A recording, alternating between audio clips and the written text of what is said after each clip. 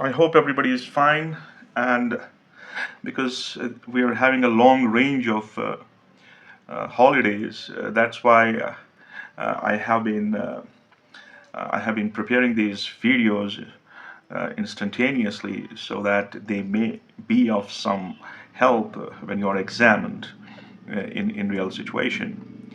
Now, here in this video, we will be discussing the Hamiltonian for the electron in the rotating magnetic field, and then we will extend this lecture to the time evolution of electron's state under this Hamiltonian that we will generate. Now, the point is that what we have is we have we have to set up a magnetic field, and if I consider that I have a magnetic field B and magnetic field B, and this magnetic field rotates. It rotates with frequency.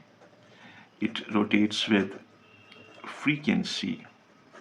Say I'll choose that as omega, and and and and this consideration is in a two-dimensional XY plane.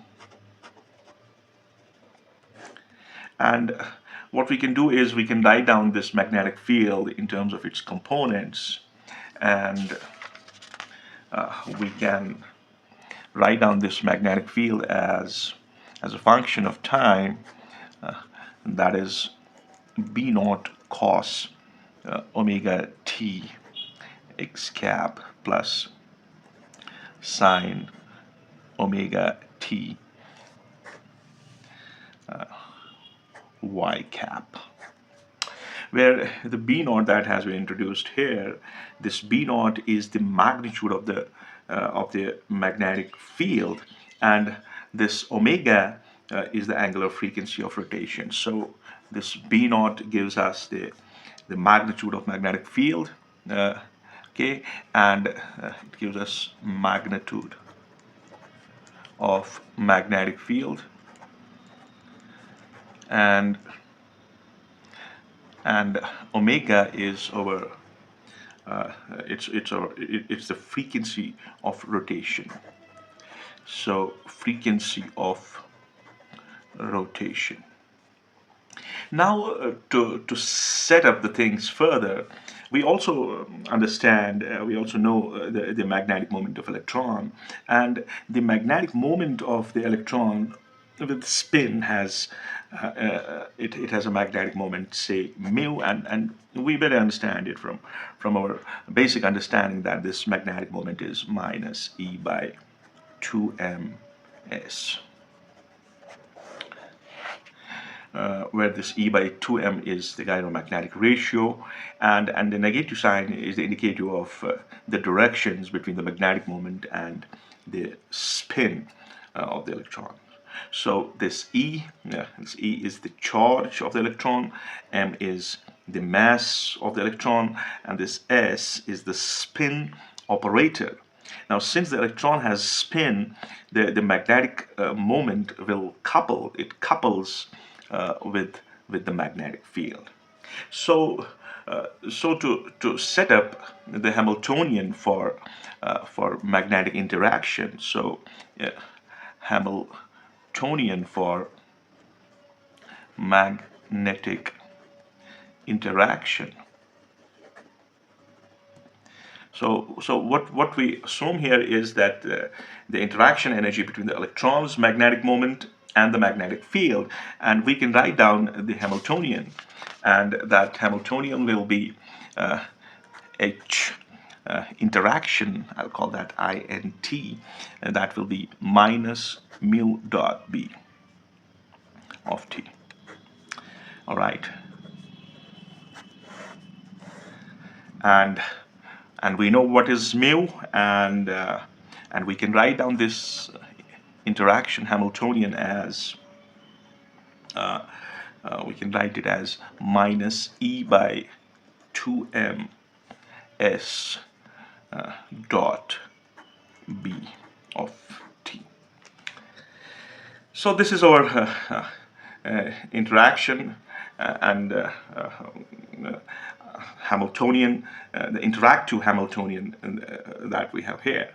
Now we can think of substituting B, and what was B in this xy plane? B was this B of t is B naught cos omega t x plus sine omega t y. So we would like to use that expression here in this interaction Hamiltonian. So what we will get, we'll get H interaction is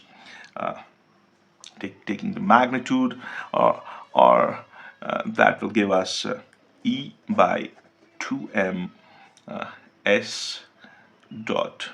Then you will have B naught of cos omega t x cap plus sine omega t y cap. Okay, this B naught is common to both of these trigonometric terms. Now, what can be done here is that we can write down this. In matrix form using Pauli's matrices. So we can write down them in terms of Pauli's matrices, and we better know we have sigma x, sigma y, and sigma z. They are the Pauli matrices, and they represent the spin operators. So we can think of writing this H interactive Hamiltonian as E by 2m. Then we will have times. So B naught, I'll get it here, and I can write here sigma x cos omega t plus sigma y sine omega t. Okay, so this is our interactive Hamiltonian, and what is important to be borne in mind at this point is that if there is no potential energy and or kinetic energy involved in our calculations, and we are just considering the spin interaction with the magnetic field, the Hamiltonian of the system is purely the interaction Hamiltonian. So we are not taking into account the potential energy or the kinetic energy into this consideration. So we can write down this Hamiltonian for an electron in the rotating magnetic field, and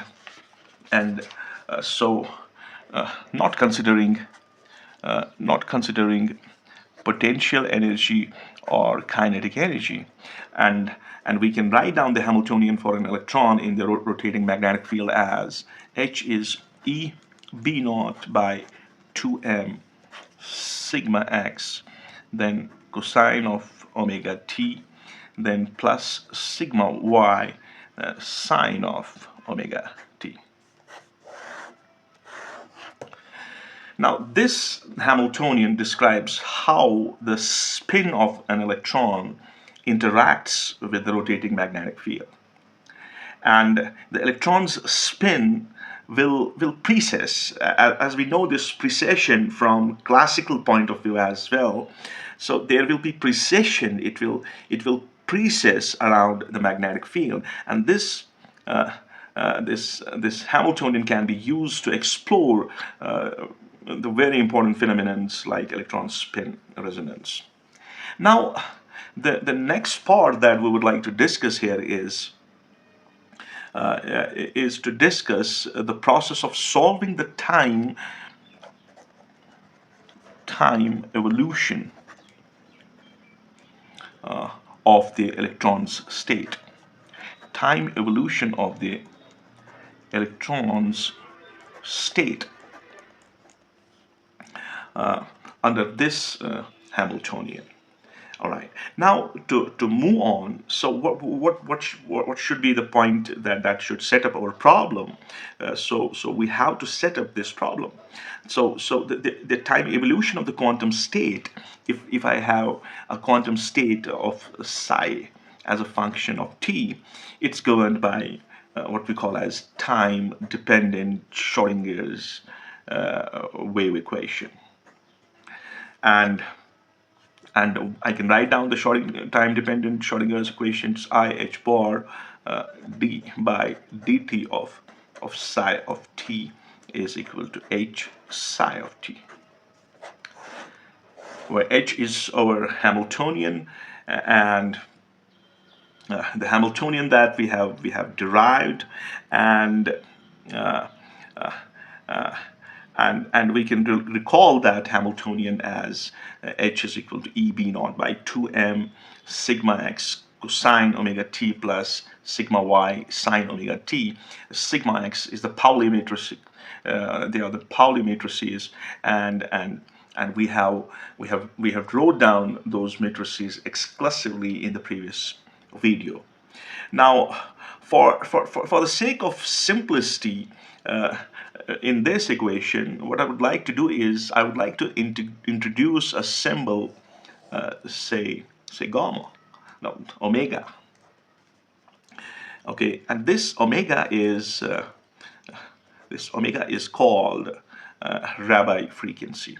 So this term will be introduced as omega, and this omega is called the Rabi frequency to replace the factor E B naught by 2m in the Hamiltonian that we have already described. So I would like to name this as 1 for the time being. So if I do that, what I'll write it's omega. It's omega. If I introduce h bar here, times sigma x and cos omega t plus sigma y sine omega t. All right. So what am I doing here is I am replacing this omega equals E B naught by 2m h bar. So that's why I'm getting my h bar here outside. Okay, till now it's going on, and now this omega, what it does basically, it gives us, which is what is it? It's E B naught by 2m h bar. It gives us the coupling strength. It gives us the coupling strength between the spin of the electron, between spin of the electron and the rotating magnetic field. And the rotating magnetic field. That should be the case. Now we have the Hamiltonian, and we would like to have a transformation. So we want to have we would like to transform the rotating. We would like to transform it to the rotating frame. Now, to simplify the solution, it's always useful to switch to the rotating frame of reference that co-rotates with respect to the magnetic field. And we can apply here, in doing so, we can apply here unitary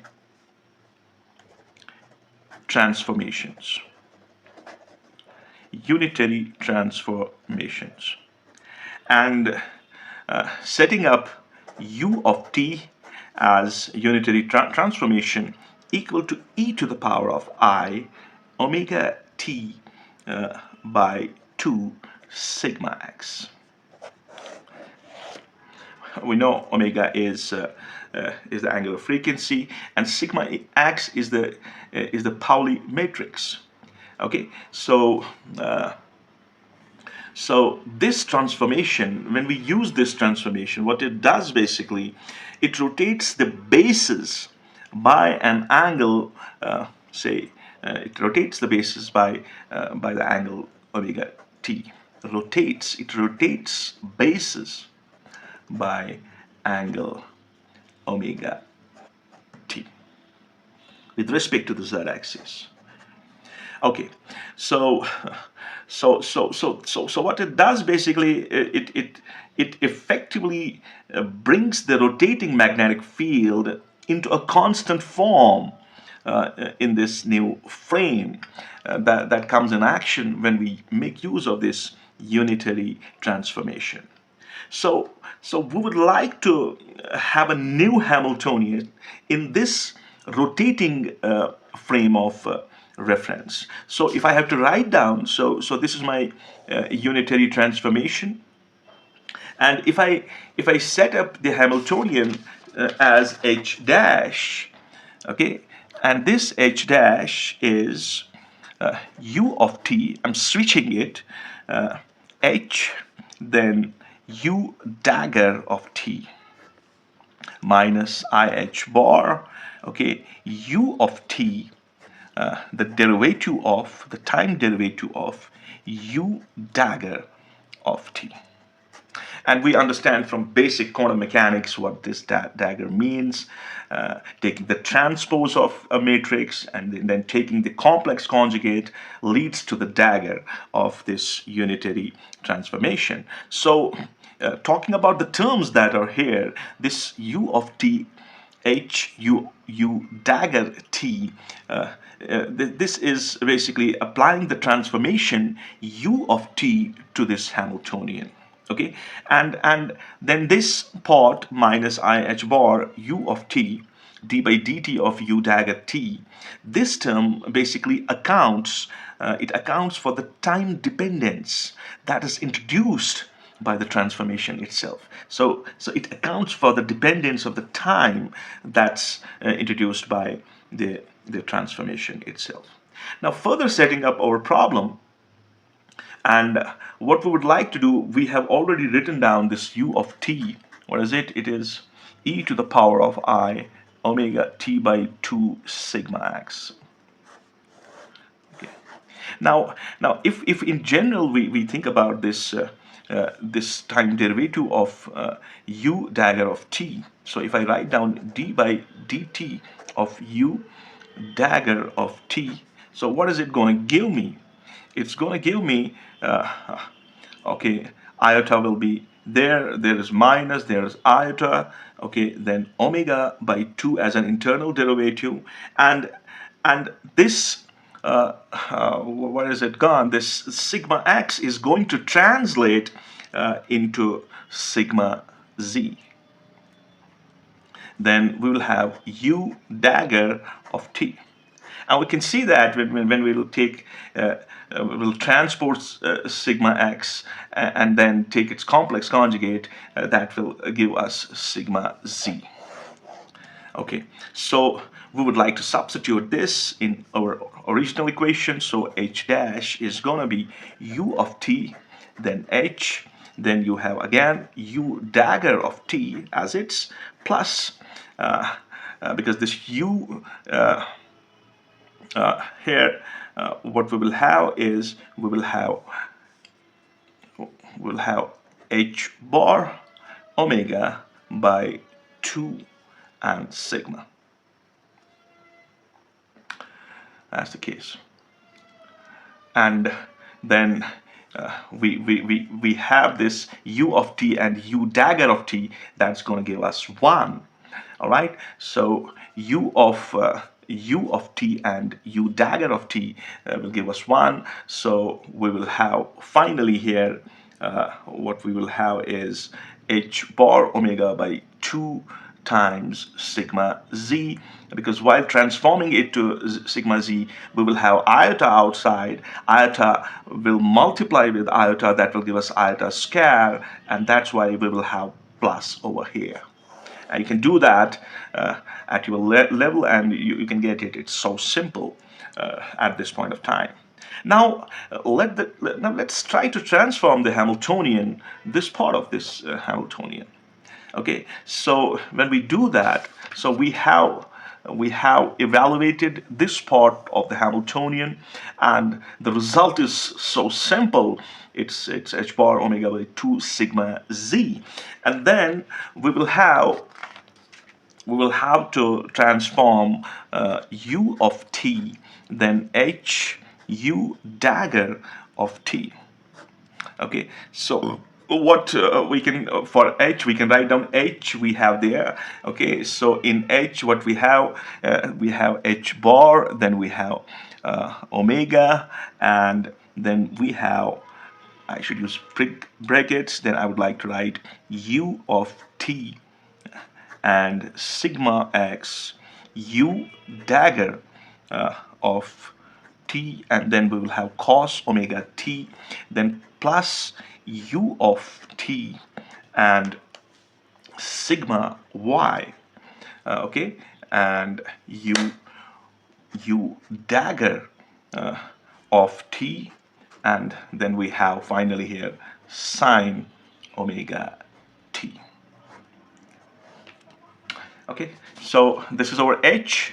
We have already set up that h somewhere, and that's what we have been doing, and we are using this u of t transformation on this Hamiltonian. Okay, and that's why we have h bar omega. Then we are introducing these transformations as u of t sigma of x, u dagger of t cos omega t. I think this is clear, and then plus we move it on like that. Now, using the fact that under the transformation, the Pauli matrix, that is sigma x and sigma y, they rotate. So how do they rotate? If I think of writing u of t, then sigma x, u of t dagger, this is sigma x cosine omega t plus sigma y sine omega t. And similarly, if I write down u of t sigma y u dagger of t, so this is going to give us sigma y cosine omega t minus sigma x sine omega t.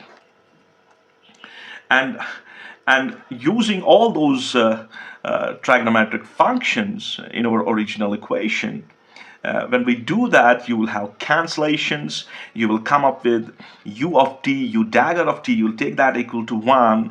And finally, what you will find is you will find that u of t, h, u dagger of t is equal to h bar omega sigma x. So you will have all those cancellations, and these cancellations will lead to, these cancellations will boil down this whole thing into h bar omega sigma x. So we can see that how beautifully we have translated our situation, that this Hamiltonian, the final Hamiltonian, under the action of this rotating frame, leads to a simple equation. And what's that equation? That equation is h dash is, so we have set up this Hamiltonian as h bar omega, then you have sigma x plus h bar omega by 2, and you have sigma z. This is so beautiful, and this is so simple. So this is much simpler than the original time-dependent Hamiltonian. And you can see now that this Hamiltonian is time-independent. This is time-independent Hamiltonian. I have bad handwriting. I cannot do anything. I can't improve it. Whenever I try, I fail. So So what is so beautiful here is that we have set up this Hamiltonian, and if we proceed from here, I mean, in the rotating frame, the Hamiltonian h dash that's here, this is now time independent, and so the time evolution operator. So here we have to think of time evolution operator. And the time evolution operator, if I use that as u dash of t, that is e to the power of minus I h dash t by h bar. And what we do is we diagonalize this h dash, and when we diagonalize this h dash, we obtain the energy eigenvalue. So after diagonalizing this h dash, we obtain what we obtain. We obtain energy eigenvalues. Energy eigenvalues, and so we obtain E plus minus equals plus minus h bar by 2 under root of omega square plus omega by 2 whole square. So these are our energy eigenvalues, and the time evolution operator that we have started with, that is u dash of t. What is this? This is time evolution operator. It becomes cosine of this whole thing. What's that? So h bar you have to get out. So you will have under root of omega square plus omega by 2. So this is capital omega, this is small omega whole square of t. Okay, and this t is outside the roots, and then you have divide by 2 and multiplied. Then I have minus I sine of. So I have minus I sine of under root of what will be that? That will be, see, actually we have e to the power of I theta kind of situation, and we are writing down it in terms of cosine and sine. And because we have time evolution operator, and we are writing down this in terms of cosine and sine. So this is I sine of omega square plus omega by 2 whole square. Then this will be multiplied by t divided by 2. Then we have n cap. Then we have sigma. So what this is sigma, the Pauli matrices. And what is this n? This n is a unit vector in the direction of the magnetic field in the rotating frame. Now transforming back to the lab frame. When we would like to go back to the lab frame, what we do, we can do it by applying the inverse of the rotating frame transformation. So if I have what I have, psi of t, this is u dagger of t, and psi dash of t. Now this will give me the complete time evolution of the electron's state in the original laboratory frame. So this is how we have obtained the energy eigenvalues, and we have set up the evolution of the time evolution of this Hamiltonian, and we could see that how beautifully this Schrodinger's this Hamiltonian is boiled down to an equation which is independent of time, depending only on these spin matrices, and then bringing back our situation, and so this is giving us the full time evolution of the electron state in the original lab frame. So to conclude this lecture, the electron's state basically it evolves in a manner that's described by the magnetic, the effective, I should rather call it as the effective magnetic field in the rotating frame, and the Rabi oscillations. They arise due to the interaction between the spin. So I should write down that Rabi oscillations arise from the interaction. They arise from the interaction between the spin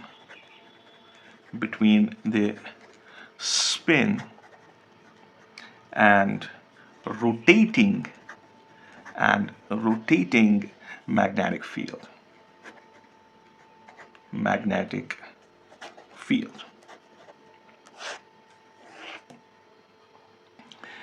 And the frequency of oscillations that we have, these frequency of oscillations depend on this Rabi oscillations, which is taken as omega, and depend on the angular frequency omega. Now this